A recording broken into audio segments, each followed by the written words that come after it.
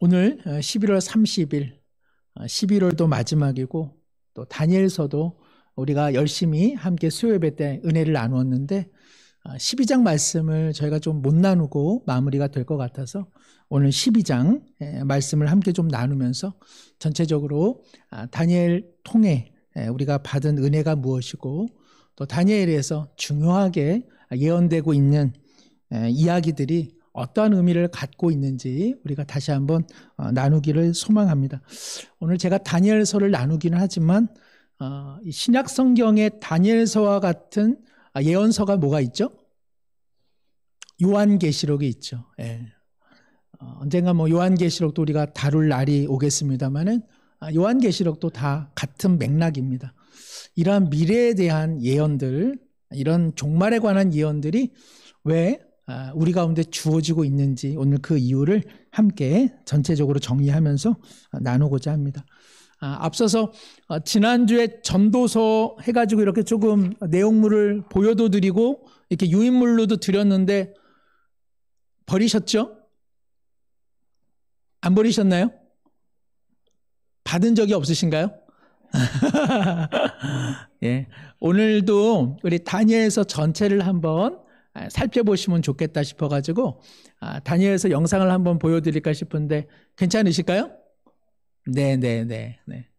자, 그러면 우리 한번 다니엘서 영상 유인물 아마 받으셨을 것 같은데요. 유인물 참조하셔가지고 우리 다니엘서 전체적인 개괄 내용 한 번 더 보도록 하겠습니다. 혹시 영상 준비되어 있으실까요? 네. 다니엘서. 이야기의 배경은 바벨론의 1차 예루살렘 침공 직후로서 그들은 도시와 성전을 약탈하고 이스라엘 사람들을 포로로 끌고 갔습니다. 그 중에는 다윗 혈통의 4소년이 있었는데 후에 벨드사살이라 불리는 다니엘과 흔히 바벨론 이름으로 알려진 세 친구 사드락, 메삭, 아벳느고였습니다. 이 책은 정복자의 땅에서 소망을 잃지 않고자 애썼던 그들의 이야기를 들려줍니다. 책의 구성은 처음에는 꽤 단순해 보입니다. 1장부터 6장은 바벨론에 잡혀간 다니엘과 친구들에 관한 이야기이고 7장부터 12장은 다니엘이 본 미래에 대한 환상을 묘사하고 있습니다. 그런데 이 두 부분은 다른 특징에 의해 더 흥미로워지는데요. 바로 사용된 언어 때문입니다. 처음에는 이스라엘 언어인 히브리어로 시작하지만 2장부터 7장은 히브리어의 사촌격이자 고대 제국들에서 널리 사용된 아람어로 쓰였고 8장부터 12장에 가서는 다시 히브리어로 돌아가죠. 이러한 구성은 2장부터 7장이 일관된 부분임을 보여주고 그뿐만 아니라 2장과 7장이 이 책의 후반부를 이해하는 데 중요하다는 점을 강조하는데요. 그럼 자세히 살펴보죠. 1장은 책 전반부의 기본적인 갈등 관계를 소개합니다. 다니엘과 그의 친구들은 정말 지혜롭고 능력이 출중해서 바벨론 왕궁의 관리로 등용됩니다. 그러나 그들은 유대인의 정체성을 버리고 바벨론 사람들처럼 살면서 토라에 나오는 음식법을 거스르도록 강요당합니다. 그들은 이를 거절하고 율법에 순종하는 길을 택한 결과 위험에 처하게 되지만 하나님은 그들을 건지셔서 결국 바벨론 왕이 그들을 높이게 하십니다. 이제부터는 아람어 부분이 시작되는데요. 여기서 정말 멋진 대칭 구조를 보게 됩니다. 먼저 바벨론 왕이 한 꿈을 꾸는데 이 꿈을 해석할 사람은 다니엘밖에 없었습니다. 이 꿈은 4가지 금속으로 만들어진 거대한 신상에 관한 것으로서 각각은 역사에 등장할 왕국들을 상징하며 그 머리는 바벨론인데 마지막에 커다란 돌이 날아와서 그 신상을 부수고 그 돌이 큰 산이 됩니다. 이 꿈은 이 책에 등장하는 많은 상징적 환상 중 첫 번째로서 나머지 환상들의 기본적인 줄거리를 소개하고 있습니다. 다니엘은 이 신상이 바벨론과 이후에 등장할 일련의 왕국들을 나타내며 그들은 하나님의 세상을 폭력으로 채울 것이나 언젠가 하나님의 나라가 임하시면 오만한 세상 왕국들을 대적하여 낮추시고 세상을 하나님의 통치와 치유 그리고 공의로 채우실 거라고 말합니다. 그 후 3장에는 그 유명한 다니엘의 세 친구 이야기가 등장합니다. 그들은 거대한 신상 앞에 절하기를 거부했는데요.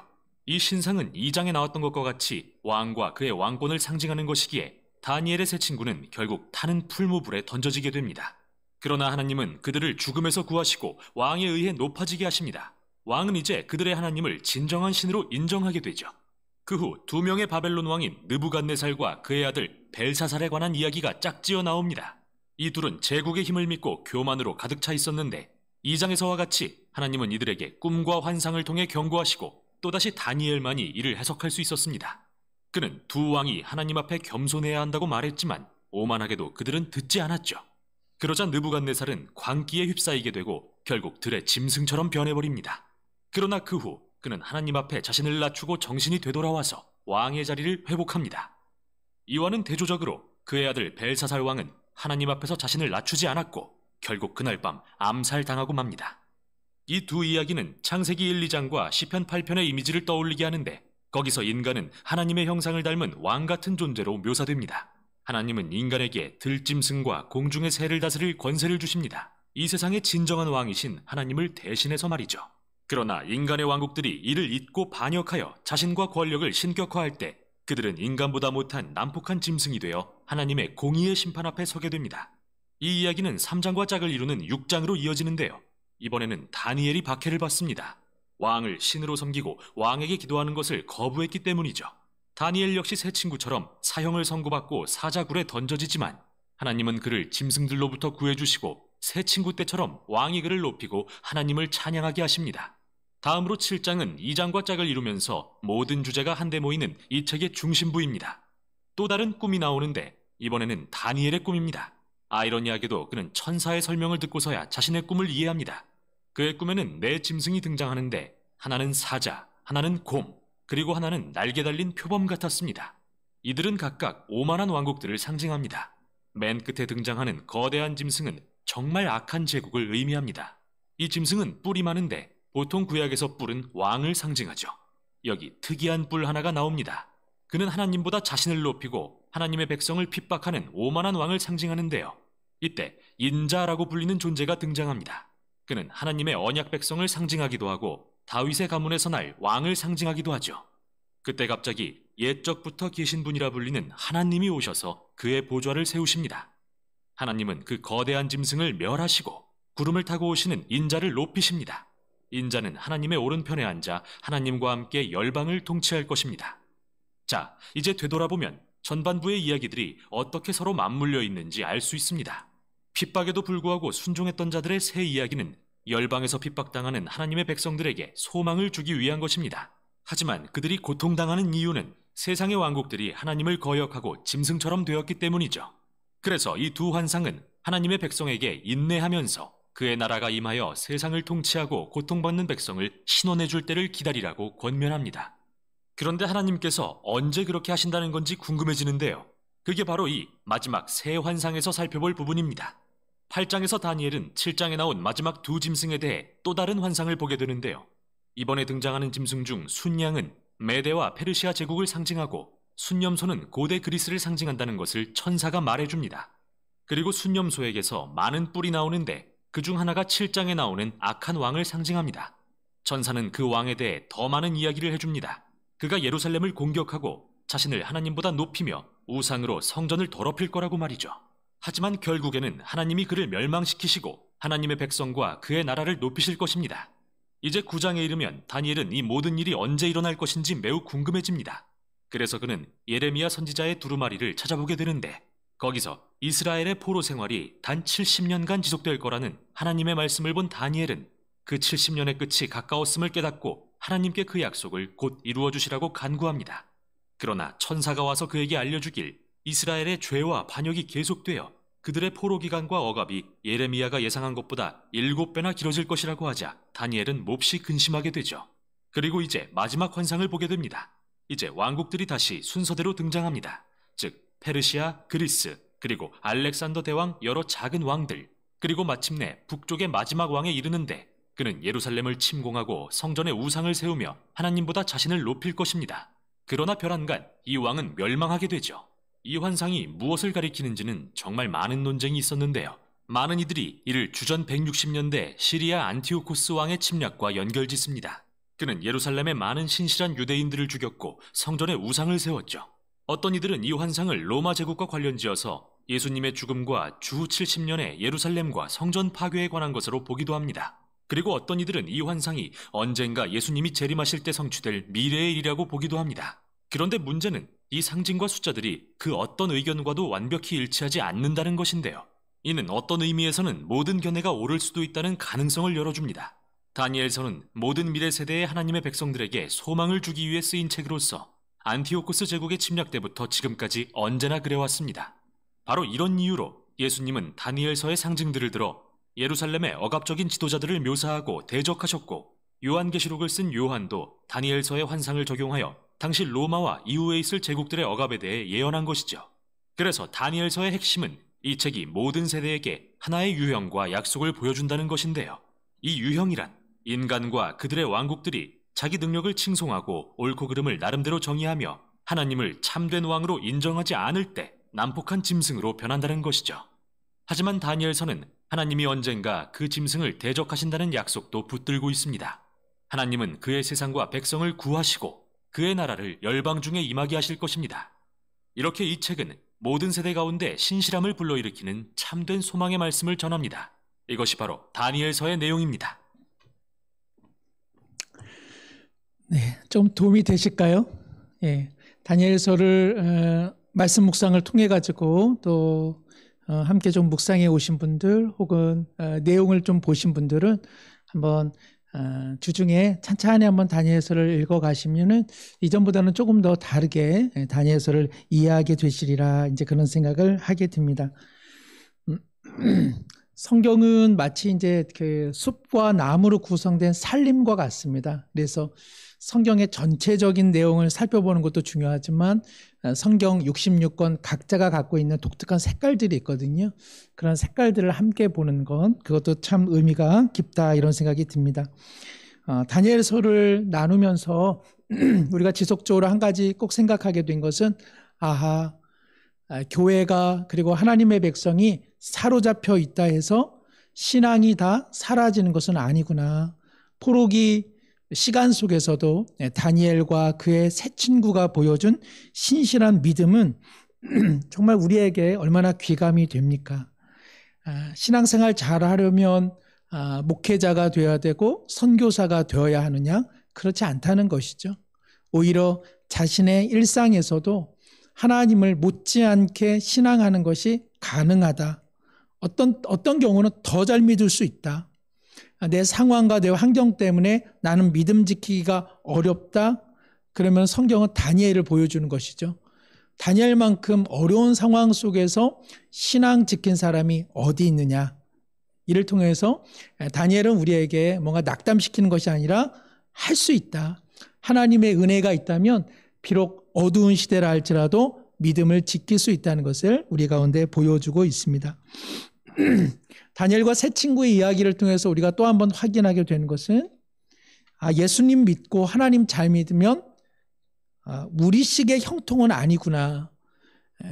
만약에 다니엘과 세 친구를 하나님을 잘 믿으니까 바벨론과 페르시아에서도 높은 관료에 올랐다.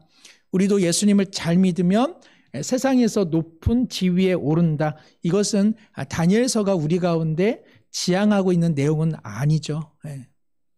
오히려 지향하고 있는 내용은 무엇입니까? 하나님을 잘 믿어도 잘 믿을수록 어떻다는 것입니까?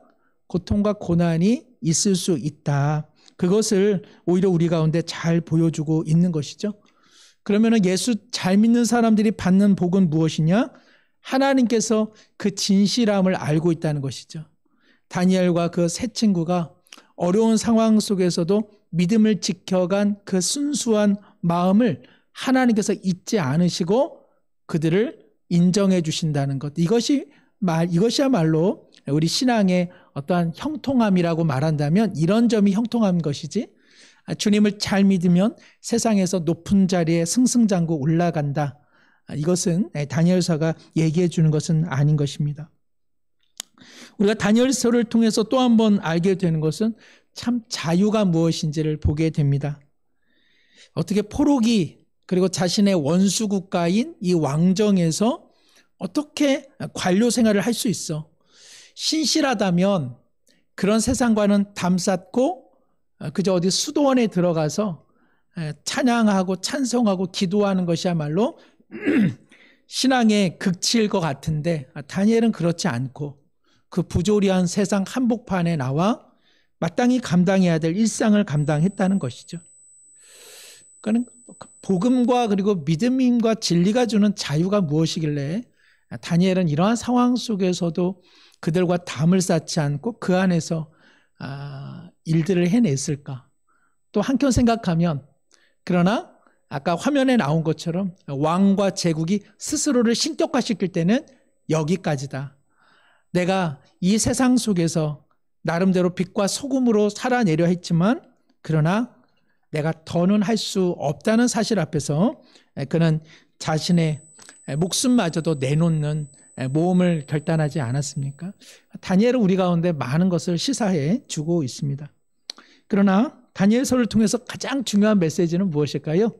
그것은 하나님이 통치자시다라는 것이죠. 하나님께서 역사의 주관자시다라는 것입니다. 오늘 끝으로 살펴보는 다니엘 12장 내용이 그것을 확연하게 이야기해 주고 있습니다.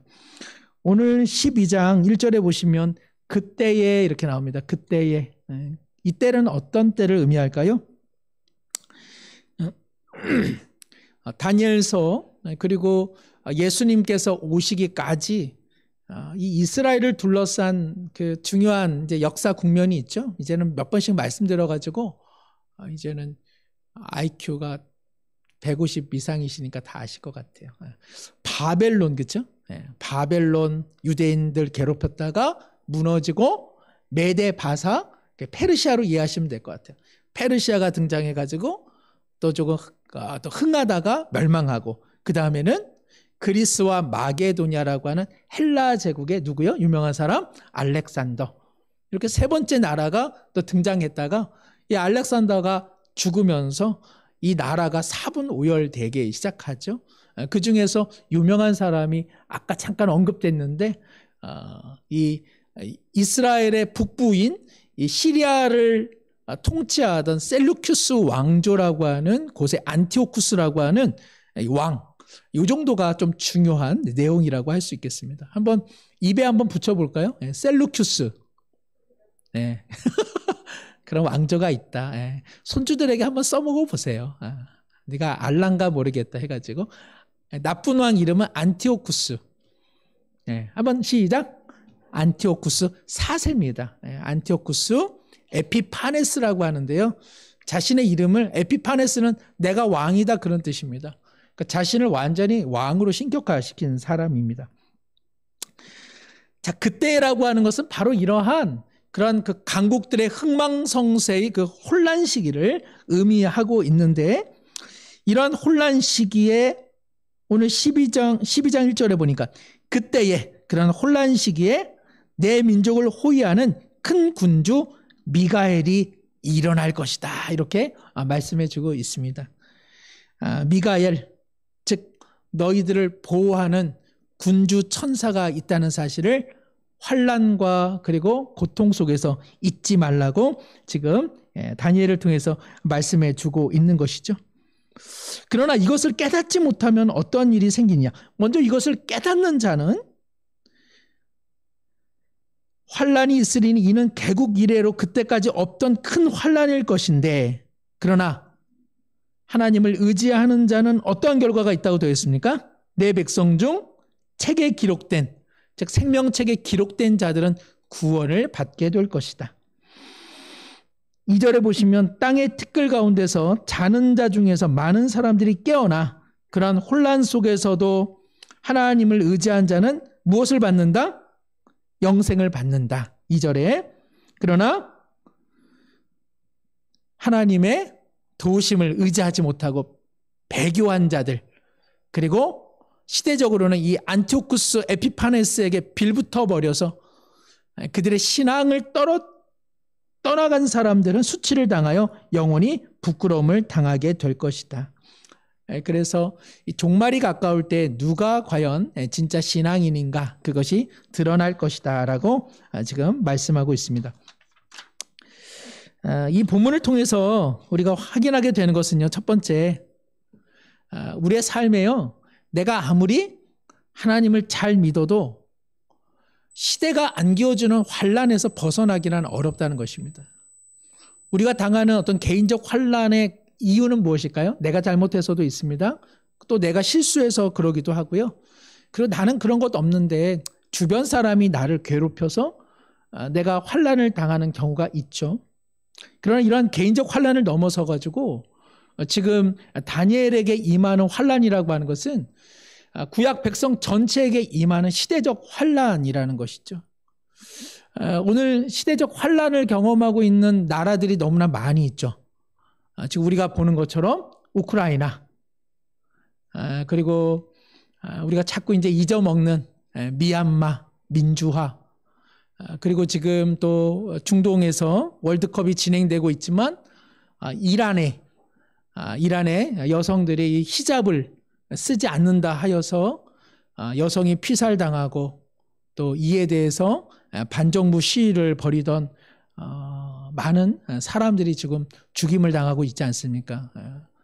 놀랍게도 아이들까지도 지금 정부의 손으로 죽임을 당하는 이런 시대적 어려움들을 당하고 있습니다. 북한에 있는 지하교회 성도들이 무슨 잘못을 했습니까? 그러나 그들을 둘러싼 시대 속에서 그들은 끊임없이 희생당하고 있습니다. 이처럼 내가 아무리 예수님을 잘 믿어도 시대가 안겨주는, 정황이 안겨주는 환란이 있다는 사실을 우리가 꼭 기억할 필요가 있는 것이죠. 오늘 우리 시대가 경험하고 있는 환란은 무엇일까요? 종교적인 핍박도 있다 이렇지만 어디 이슬람주의나 공산주의랑 생각하면 어디다 내놓을 만한 이야기는 아닌 것 같고, 우리 시대가 안겨주는 가장 큰 환란은 무엇일까요? 그것은 이제 물질주의죠. 물질주의, 능력주의, 외형주의, 성과주의, 결과주의. 현대 세계가 이러한 우리 시대에 안겨주는 가장 환란과 유혹은 아마 이런 것 아닌가 생각합니다. 이것은 너무나 따뜻한 유혹이라서 차라리 칼과 창이라고 한다면 순교도 하고 그리고 쉽게 거절도 할 텐데, 너무 달콤한 유혹이라서 우리 현대 그리스도인들이 이 환란을 이겨내기가 역부족일 때도 얼마나 많이 있습니까? 그러고 보면 건강한 그리스도인의 지표는 무엇이냐? 그저 자신의 개인적인 환란을 벗어나는 것을 넘어서서 시대가 안겨주는 어떤 시대의 풍조, 세상의 풍조를 의식하고 이것과 맞서 싸울 만한 사람이 건강한 신앙인의 지표라고 할 수 있는 것이죠. 사실은 다니엘과 세 친구가 보여준 내용이 그렇습니다. 외면적으로는 그들의 목숨을 노리는 것 같지만 바벨론이나 페르시아의 법대로 살지 않는 것에 대해 그들에게 계속 환란을 가한 것이 아니겠습니까? 시대의 풍조를 이겨나가는 것, 이것이 그리스도인의 상당한 책무고 또 이것이 상당히 우리에게 믿음의 장애물이 되더라는 것이죠. 둘째는 이러한 시대의 풍조를 견뎌내는 것이 우리 힘만으로는 안 된다는 것입니다. 오늘 12장 1절에 보시면 그때에 이러한 시대적 환란 속에 아무리 믿음이 있다 할지라도 그 믿음만으로는 버텨낼 수는 없다는 것입니다. 누가 도와줍니까? 너희들의 군주 미가엘이, 즉 하나님의 은혜와 능력 없이는 우리 스스로는 그 시대적 풍조를 이겨나가기란 어렵다는 것이죠. 이 말씀은 앞서서도 이렇게 기록되어 있습니다. 다니엘서 10장 21절 보시면 우리 혹시 참조 구절이 있을까요? 네, 우리 함께 한번 읽겠습니다. 10장 21절 시작. 오직 내가 먼저 진리의 글에 기록된 것으로 내게 보이리라. 나를 도와서 그들을 대항할 자는 너희 군주 미가엘 뿐이니라. 예. 여기서 내가 먼저 진리의 글에 기록된 것으로 내게 보인다라고 하는 이 나라고 하는 화자는 구약에 나타난 예수님으로 보여집니다. 예수님께서 다니엘에게 말하는 것입니다. 너와 내 민족을 대항하여 나를 도와 승리로 이끌 세력은 오직 하나님께서 영으로 섬기게 하는 미가엘 뿐이다. 즉 내가 너희를 돕는다. 그리고 미가엘이 너희를 돕는다. 환난의 때에 너희 힘만으로는 안 된다는 것입니다. 의지해야 된다는 것이죠. 1940년에 그 2차 대전의 포화가 한창일 때에 영국과 그리고 프랑스가 독일 나치에 대해서 저항하기로 결의를 합니다. 결의는 좋았는데 영국이나 프랑스나 그러한 그 어떤 수비적 방어 능력이 나치의 공격을 이기기가 역부족이었습니다. 그래서 폴란드, 네덜란드, 벨기에 이렇게 연합군이 구성이 되어서 서부 유럽에 독일 나치의 진공을 막아내고 있었는데 뚫리고 말았습니다. 그래서 프랑스, 그리고 영국이 섬나라 아닙니까? 바로 그 프랑스의 덩케르트라고 하는 마지막 어찌 보면 교두보, 마지막 해안선에 무려 40만 명에 육박하는 연합군이 거기에 수세에 몰려가지고 거기에 고립되고 말았습니다. 그러니까 앞에는 지금 누가 오고 있습니까? 독일 나치가 공세를 펼쳐오고 뒤에는 뭐밖에 없습니까? 바다밖에 없는 것입니다. 그리고 도와줄 수 있는 영국은 섬나라니까 저 먼 곳에 있어서 이 40만 명의 연합군이 이제는 죽을 수밖에 없는 상황에 놓이게 된 것이죠. 당시 영국의 그 지도자가 우리가 잘 아는 처칠인데 처칠 쪽에 독일이 이렇게 유화 정책을 펼칩니다. 프랑스를 돕지 않고 우리의 진공을 허락한다면 영국만은 우리가 침공하지 않을 것이다. 영국도 그때 수세에 몰려 있었기 때문에 이 유혹을 떨치기가 어려웠습니다. 그러나 처칠이 함께 우리가 싸운다 해가지고 이 영국이 워낙 이제 바다니까는 바다를 수비하다 보니까 뭐 여기저기 다 이제 군함들이 다 이제 뭐 흩어져 있는 것이죠. 근데 그것을 하나로 집결합니다. 다른 데서 뚫고 들어오더라도 모험을 한 것이죠. 한 220척. 근데 그 220척만으로 40만 명의 연합군을 영국으로 수송한다는 것은 불가능한 것이잖아요. 그래가지고 선박 징발령을 내립니다. 그래서 영국에 있는 배들에게 와서 우리가 다 구조에 힘쓰자고 이야기를 하게 되는 것이죠. 놀랍게도 영국의 수많은 이 배들, 그것은 뭐 민간 상선을 넘어서서 학교에서 실습용 보트, 고기잡이 통통배, 막 그런 배까지 영국에 있는 모든 어선들이 다 마음을 합합니다.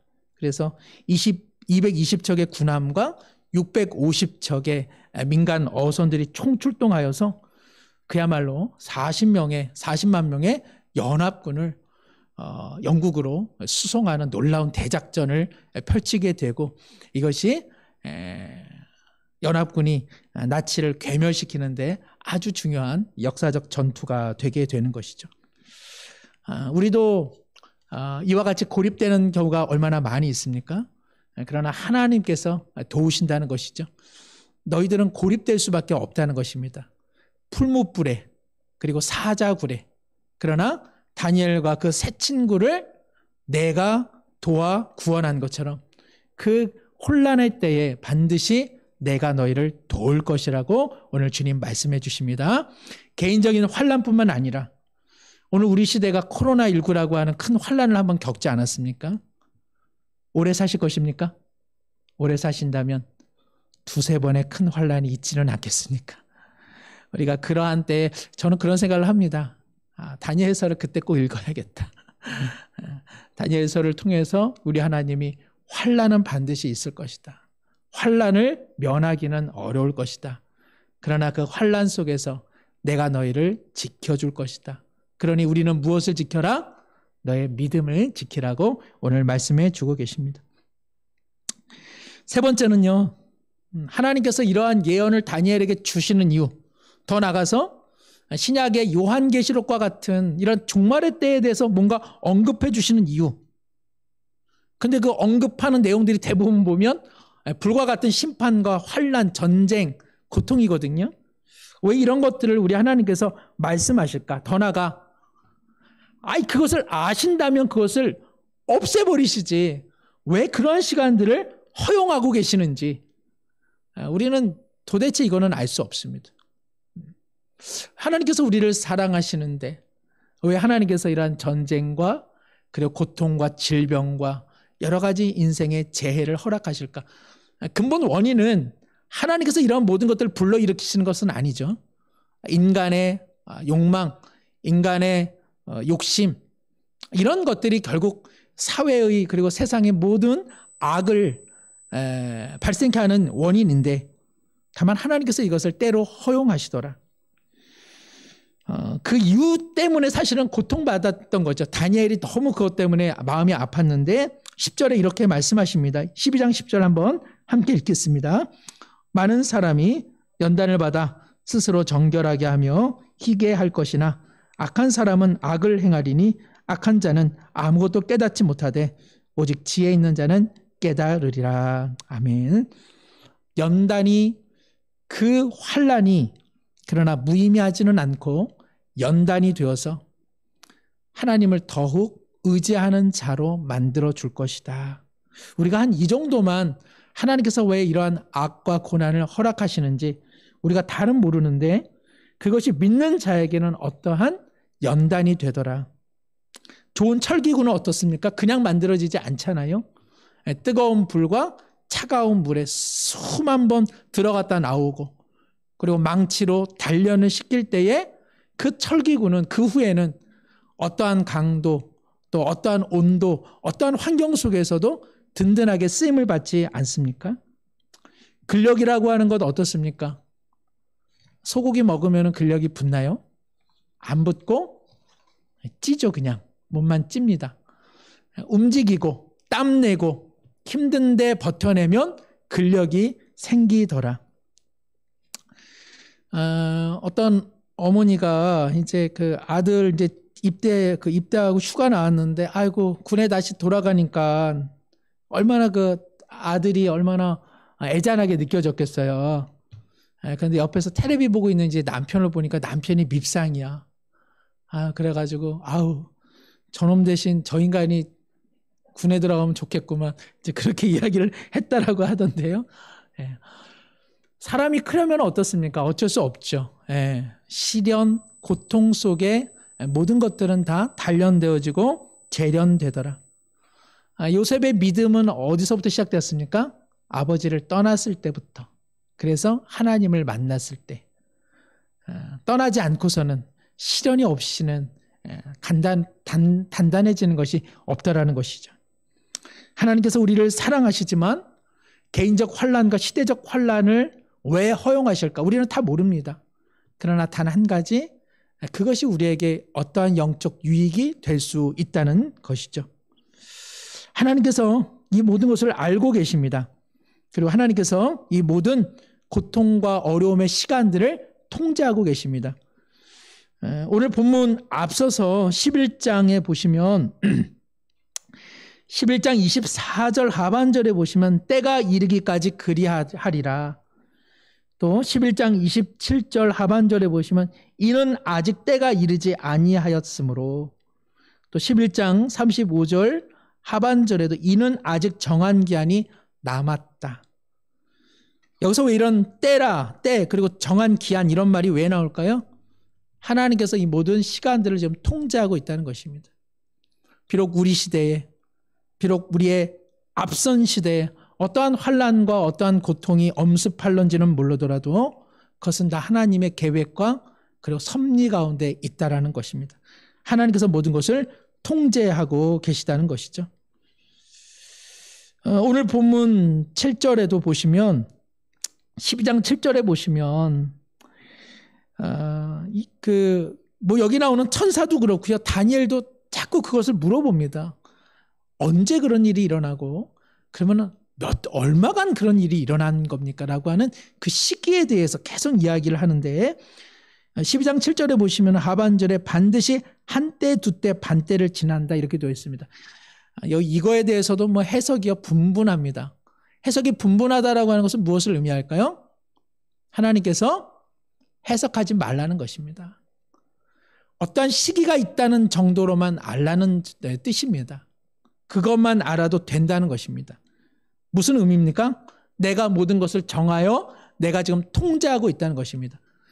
세상에 난리와 전쟁과 고통이 있을 때 아이고 내가 몰랐는데 내 어떤 섭리의 통치에 벗어나서 이런 일이 일어났네. 어쩌면 좋지? 하나님께서 허둥대지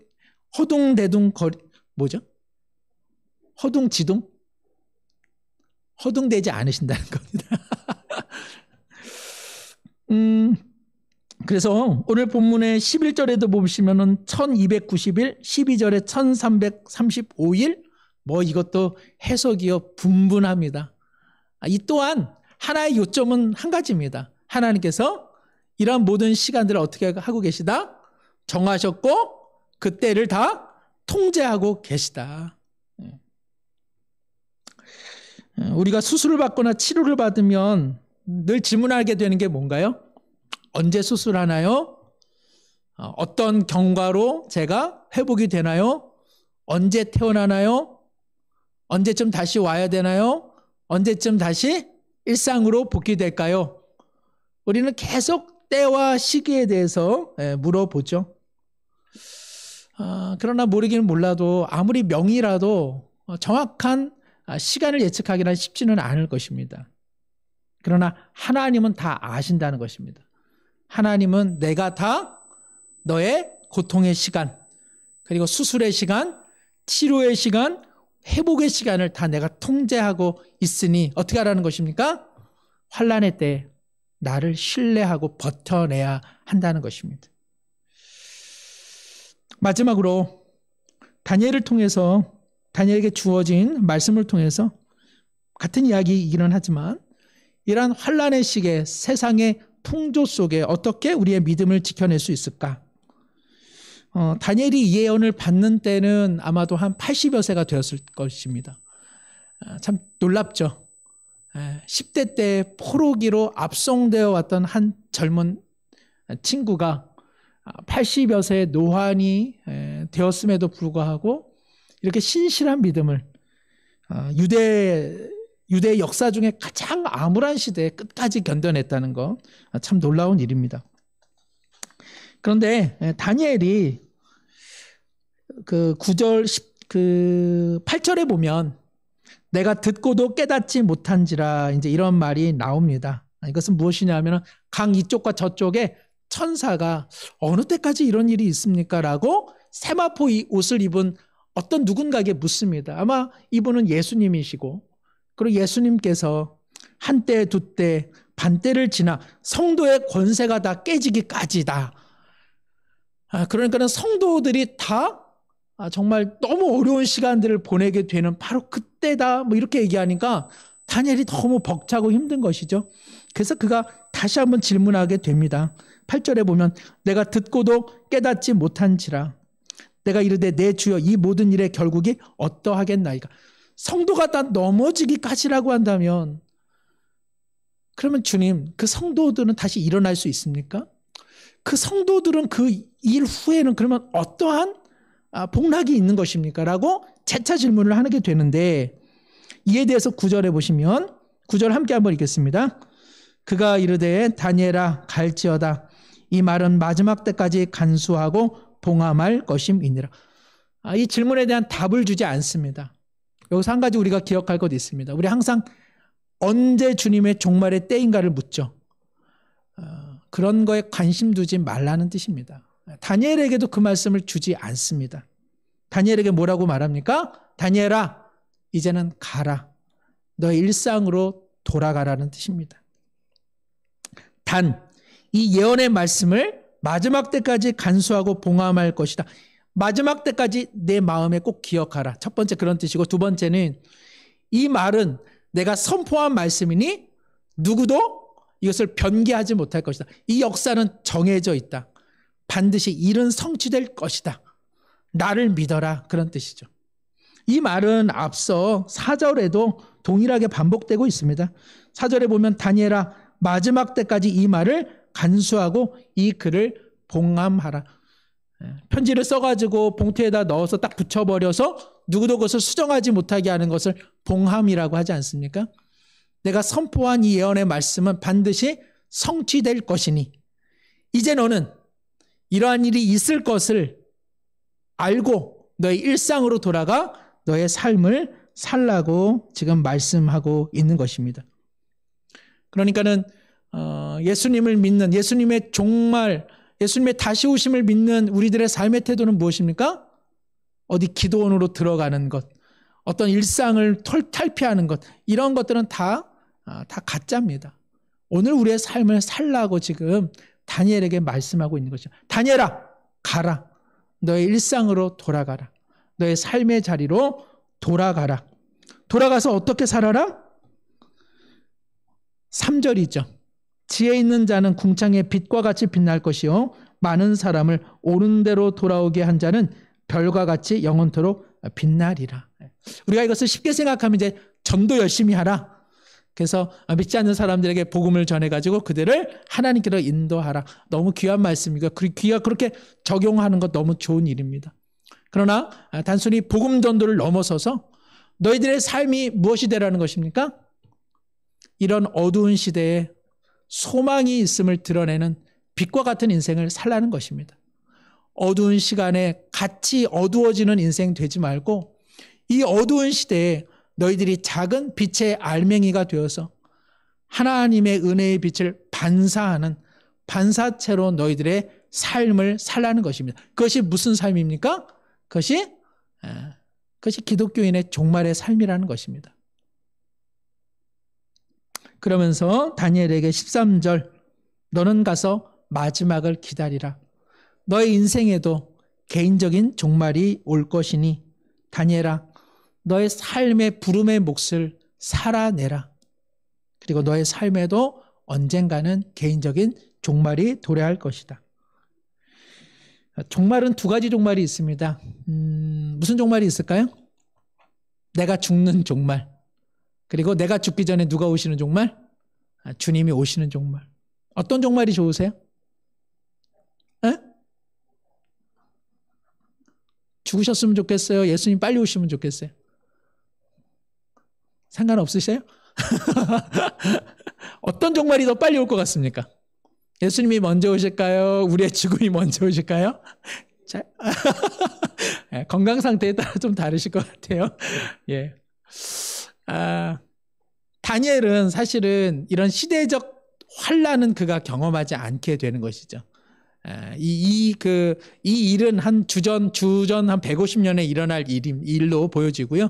지금 다니엘은 한 300여 년 앞서서 지금 예언의 말씀을 듣고 있는 것입니다. 하나님께서 다니엘에게 너는 이러한 환란을 이미 겪었다. 너의 삶이 그러한 환란이지 않더냐.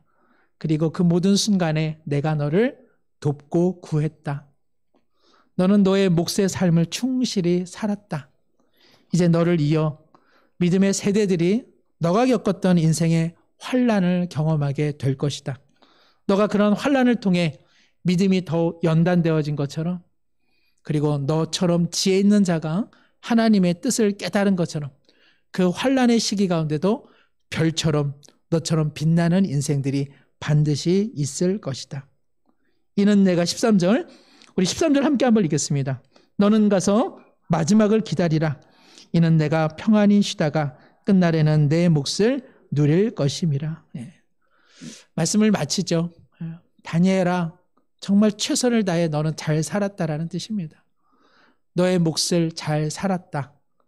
그리고 너도 이제는 죽음을 경험하게 될 터인데 끝날에는 내 몫을 누릴 것이다. 이것은 영원히 나와 함께 영원한 생명과 복락을 누리게 될 것이다. 너의 후대의 사람들이 겪는 어려움으로 인하여 너무 슬퍼하지는 말아라. 내가 너를 지키고 너의 믿음을 지켜준 것처럼 그 자녀들도 내 백성이니 영원한 하나님의 나라 안에서 영원한 생명을 누리게 될 것이다. 이 시간에 함께 한번 기도하기 원합니다. 우리 저마다 시대적인 환란, 개인적 환란들을 다 관통해 왔지만 주님 오시기 전까지는 또 우리의 종말이 있기 전까지는 우리 여전히 어려운 시대적 환란과 직면하게 될 것입니다. 그때마다 하나님이 통치자시다. 그리고 하나님께서 나를 구원하신다.